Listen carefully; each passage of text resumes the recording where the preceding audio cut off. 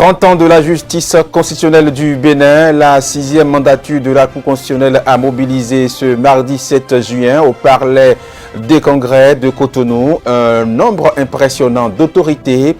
C'est la vice-présidente de la République du Bénin, Mariam Tchabi Talata, qui a ouvert les travaux. Précision dans un instant.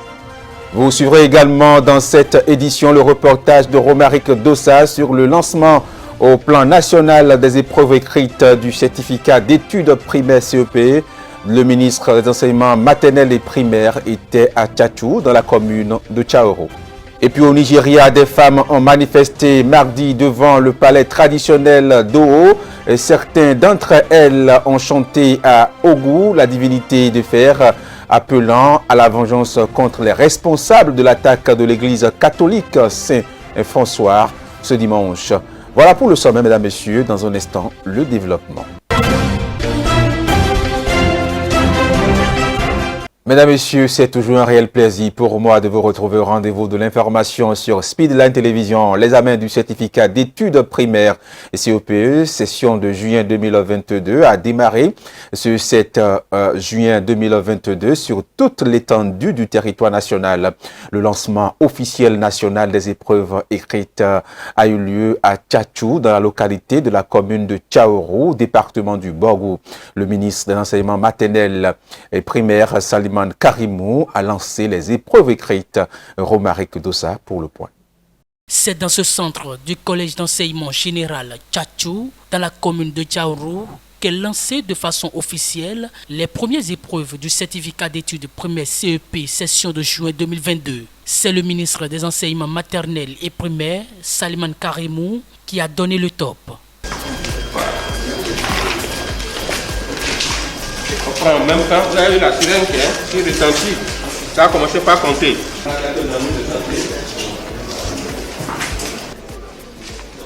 Nous avons vu nos candidats qui sont tous en salle, en dehors de quelques absences que nous avons constatées au niveau du centre de Tchatchou, ici au niveau du CEG. Mais pour la grande majorité, ils sont là, ils sont présents. On les a vus sereins, on leur a prodigué les derniers conseils et nous venons de leur disposer les premières épreuves. Vous avez vu, nous sommes en train de travailler depuis plusieurs années sur la qualité de l'enseignement et cette qualité-là ne soit pas du taux de performance. Nous sommes partis de 40%, comme je l'ai dit il y a quelques jours, à 84%, 85%. Et notre souhait est que nous allions au-delà de 85%. Et cette année, au moins, nous puissions avoir 90%, ce serait déjà notre aspiration. C'est pour quand les enfants parlent, qu'on sache qu'ils ont appris quelque chose à l'école. Et quand on les interroge, qu'ils sachent répondre aux questions qu'on leur pose. Alors je crois que ça a commencé par aller petit à petit. Et Inch'Allah, dans quelques années, tout le monde sera satisfait de notre école. Le choix porté sur ce centre de composition dans le Borgou n'a pas été opéré au hasard. Pour le ministre Salim Karimou, il y a un certain nombre de critères qui concourent au choix d'un centre d'examen. Je peux en citer deux. Le premier critère, c'est d'abord un critère de rotation. Donc on part d'un département à un autre, d'une commune à une autre, juste pour donner l'occasion à tous les citoyens du Bénin de vivre, disons, en direct les bienfaits de l'école. Deuxième critère, c'est on tient compte également du taux de scolarisation dans les localités. Ici au niveau du CG, nous avons 11 salles, n'est-ce pas, avec 372 candidats, on m'a dit. Donc là, nous avons encore quelques efforts à faire. Donc c'est encore très peu. Et le constat que j'ai fait, que je voudrais partager avec vous, c'est que par rapport à la scolarisation, il faut travailler. Parce que j'ai parcouru les salles, l'école la plus proche de ce centre-là est à 8 km d'ici. C'est trop éloigné pour les enfants. Pour cette édition, ils sont au total 226 676 candidats à aller à l'assaut du CEP session de juin 2022. Ils sont répartis dans 775 centres de composition. Le plus jeune candidat au CEP session de juin 2022 a 8 ans et le plus âgé, 51 ans. Et parlons à présent des 30 ans de la justice béninoise pour célébrer ces 30 ans de la justice constitutionnelle du Bénin. La 6e mandature de la Cour constitutionnelle a mobilisé ce 7 juin 2022 au Palais des Congrès de Cotonou un nombre impressionnant d'autorités. Il avait également des présidents d'institutions de haute juridiction universitaires chevronnés et de personnalités venues des divers pays. C'est la vice-présidente de la République du Bénin, Mariam Tchabi Talata, qui a ouvert les travaux. Le reportage porte les griffes de Romaric Dossa. Remise des études en hommage aux deux mandatures présidées par Feu Concepcia Winsou, remise des prix de thèse Maurice Glélé Aranzo pour les éditions 2020-2022, table ronde autour du thème « Les rapports entre les cours constitutionnels et les juridictions communautaires ». Ce sont les trois activités qui vont marquer du 7 au 9 juin 2022 la célébration des 30 ans de la justice constitutionnelle du Bénin. L'événement a été ouvert par Mariam Tchabi Talata, vice-présidente de la République du Bénin, qui a salué cette initiative et encouragé la Cour constitutionnelle du Bénin pour son sens d'ouverture au dialogue. Non, à l'heure des bilans, nous ne devons pas avoir honte de nos parcours, de nos résultats, car nous ne sommes pas foncièrement plus mauvais, nuls ou incapables que les autres. Nous faisons seulement nos propres expériences avec des hauts et des bas, des succès et des échecs. Le président de la République, Patrice Talon, nous invite en permanence à ne pas douter de nous, à cause de notre passé, nos ratés, mais à avoir pleinement et totalement confiance en nous, en notre capacité à garantir progressivement à nos peuples, à chacun de nos concitoyens, le plein épanouissement dans la liberté, l'égalité, la justice, la fraternité, la dignité retrouvée. Événement très important selon Joseph Tchogbenou, président de la Cour constitutionnelle du Bénin. Pour l'autorité, cette rencontre va permettre d'améliorer les rapports entre les cours constitutionnelles et les juridictions communautaires. À l'occasion, il rappelle l'histoire de la justice constitutionnelle du Bénin. Il y a dans la vie des institutions et celle des êtres humains des honneurs qui sont redoutables, comme il y a des doutes qui sont honorables. C'est depuis 1991, en effet, que la justice constitutionnelle est devenue effective dans le cadre des fondations nouvelles de démocratie libérale posées par la Conférence nationale des forces vives de la nation de février 1990 et portées par la Constitution du 11 décembre 1990. Depuis lors, les mandatures se sont succédées et ont su, avec près de 7000 décisions, avec ces présidences successives, la Cour constitutionnelle a contribué à ériger l'état de droit en exigence fondatrice et la démocratie en horizon indispensable au complet épanouissement de l'individu et au renforcement de l'État. Les participants se retrouvent ce jour pour les travaux des premières rencontres des hautes juridictions ouest-africaines en charge du contentieux électoral. Ces assises, organisées par la division assistance électorale de la Communauté économique des États de l'Afrique de l'Ouest, en collaboration avec la Cour constitutionnelle du Bénin, donneront l'occasion d'approfondir le débat sous l'angle crucial et délicat des rendez-vous électoraux. Quels sont les efforts du gouvernement du Bénin pour assurer à sa population une alimentation saine et sûre? Le ministère de l'Agriculture, de l'Élevage et de la Pêche a saisi l'occasion de la célébration de la Journée internationale de la sécurité sanitaire des aliments pour donner réponse à cette interrogation. C'est à travers un message délivré ce mardi par Françoise Assoba-Komlan, secrétaire générale du ministère à l'occasion de la JISA 2022. Suivons ici un extrait de sa déclaration. Pour l'année 2022, le thème retenu est « Des aliments sûrs pour une meilleure santé ». Des aliments impropres à la consommation causent plus de 200 maladies, de la diarrhée au cancer. Les maladies diarrhéiques, transmises aussi bien par les aliments que par l'eau, tuent quelques 2,2 millions de personnes par an, dont 1,9 million d'enfants. Ayant pris la mesure de la situation, le Bénin a mené des actions fortes afin d'amoindrir autant que possible les effets néfastes liés à la sécurité sanitaire des aliments. Ainsi, Le gouvernement du Bénin, avec à sa tête son Excellence Patrice Athanase Guillaume Talon, président de la République, a fait des réformes pour mieux assurer la santé des consommateurs de produits alimentaires, aussi bien pour les hommes que pour les animaux notamment. C'est le lieu de rappeler la réorganisation et l'opérationnalisation de l'Agence béninoise de sécurité sanitaire des aliments, la responsabilisation de l'ABSSA comme autorité compétente unique en matière de certification sanitaire et de qualité des produits agroalimentaires, le renforcement du cadre réglementaire et législatif, du contrôle des produits, notamment celui des filières phares, ananas, anacarde, karité, soja et miel. La création et l'opérationnalisation des directions départementales de l'agriculture, de l'élevage et de la pêche, DDAEP, pour la prise en charge du contrôle au niveau. Le Bénin accueille tout à l'heure à 20h le Mozambique au stade général Mathieu Kérékou pour le choc du groupe L des éliminatoires de la Coupe d'Afrique des Nations 2023, cherchant à se remettre de sa défaite lors de la première journée. Les écureuils du Bénin ont été battus 3-1 par le Sénégal grâce à un triplé de l'as de Liverpool Sadio Mané, dont 2 pénaltys. Suivant ici quelques pronostics du match Bénin-Mozambique avec les supporters béninois au micro de Olive Biaou et Mathieu Soso.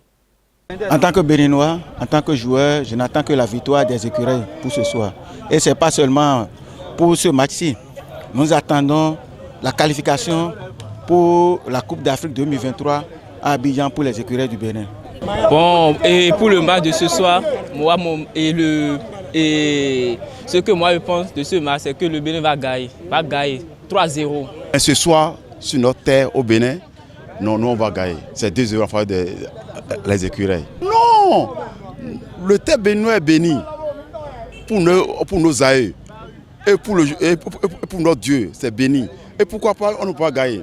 Nous tous, on supporte les écureuils. Et aujourd'hui, ce soir, on va les gagner. Et tous les Béninois, on veut sortir massivement pour aller pour supporter les écureuils. Le Bénin aussi est une équipe, c'est un pays redoutable dans plusieurs plans. Donc il y a des équipes qui ont peur de nous. On n'a pas de joueurs de grand talent, on n'a pas de joueurs de première division comme ça, mais ils sont un peu forts dans les jambes. Donc ce soir, ils n'ont qu'à essayer de mettre tout en pratique, tous les conseils en pratique pour gagner ce match.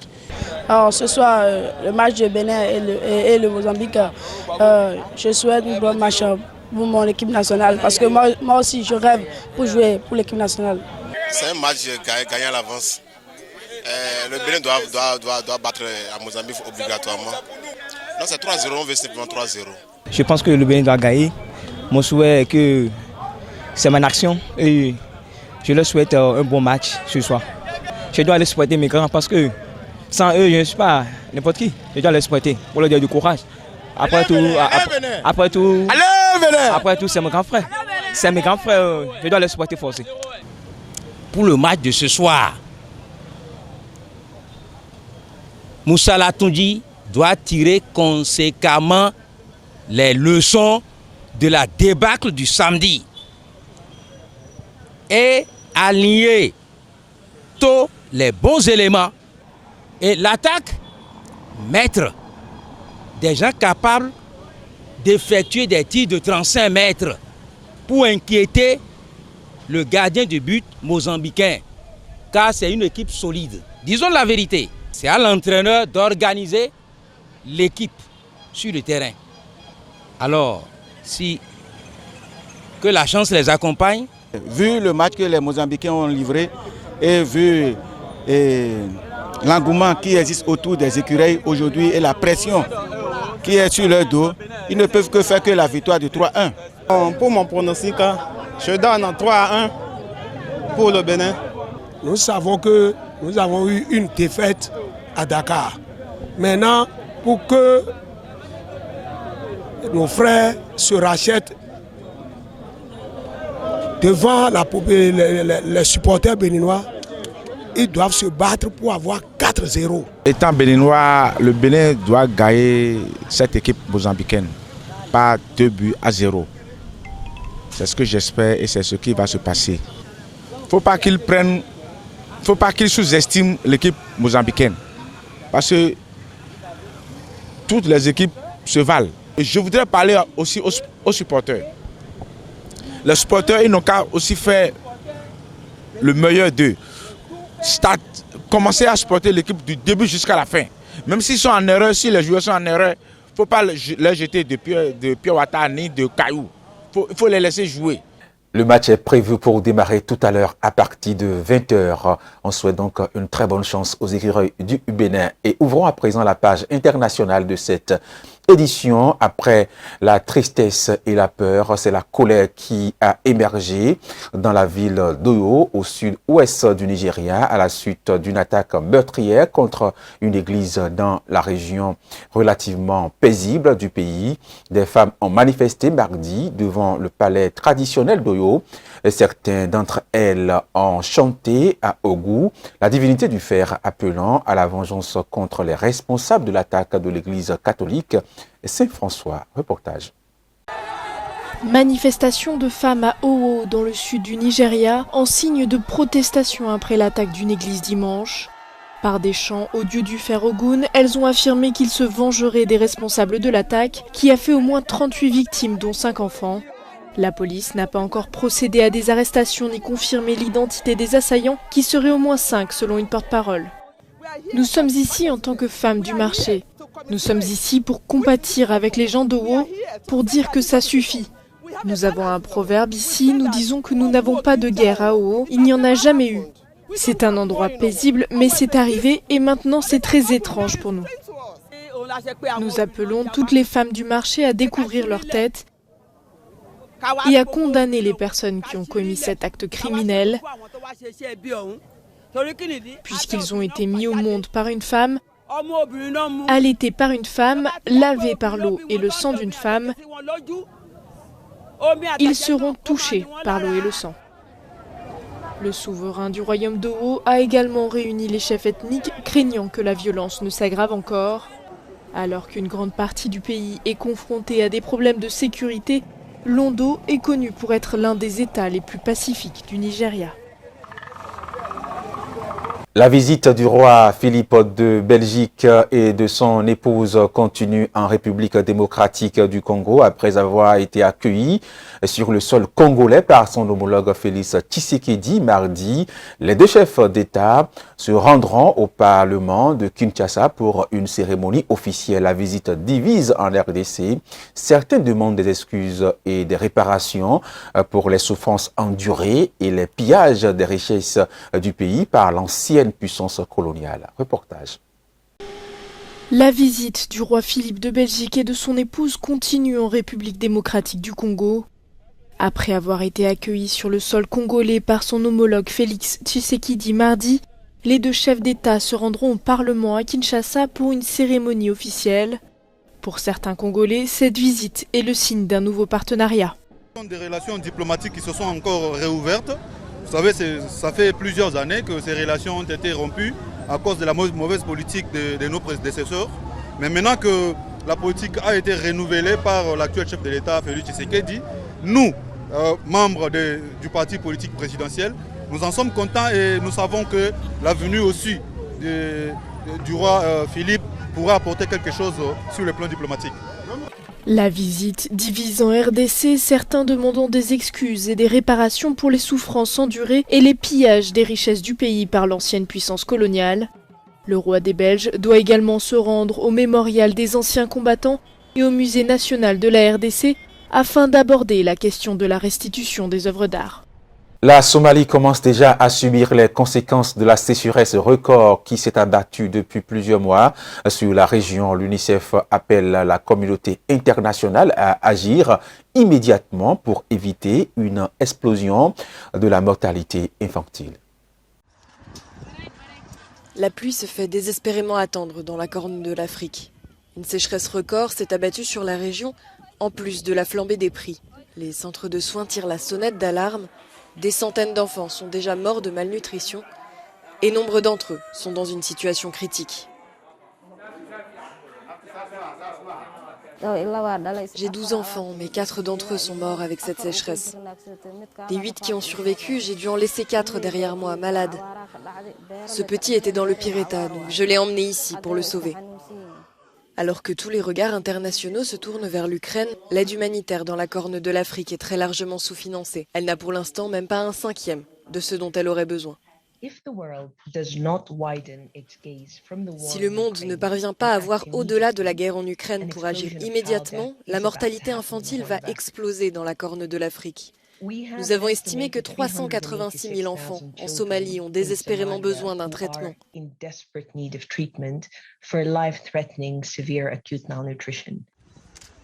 D'après les estimations des agences de l'ONU, près de 200 000 personnes en Somalie risquent de souffrir de la faim.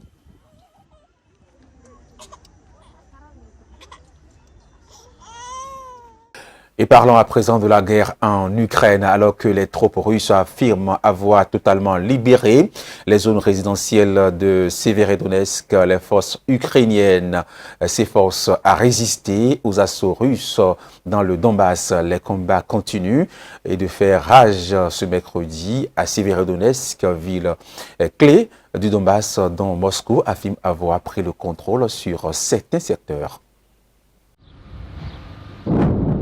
Les combats se poursuivent à Severodonetsk, où Moscou affirme avoir pris le contrôle de zones résidentielles.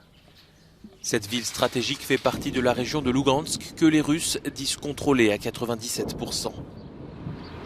Face à la supériorité de Moscou, les Ukrainiens tentent de mener une défense héroïque dans cette guerre d'usure.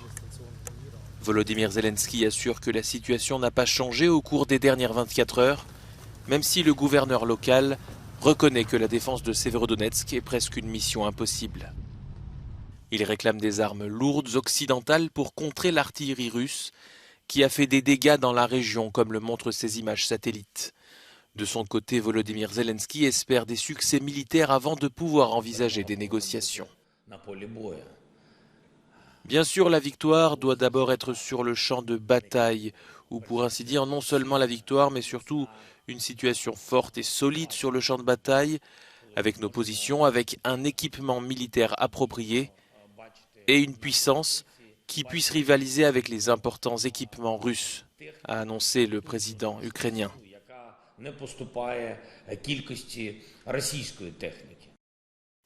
Mais les positions semblent se durcir à Moscou. L'ancien président russe Dmitri Medvedev a exprimé sa haine des Ukrainiens, les qualifiant de dégénérés qui veulent la mort de la Russie.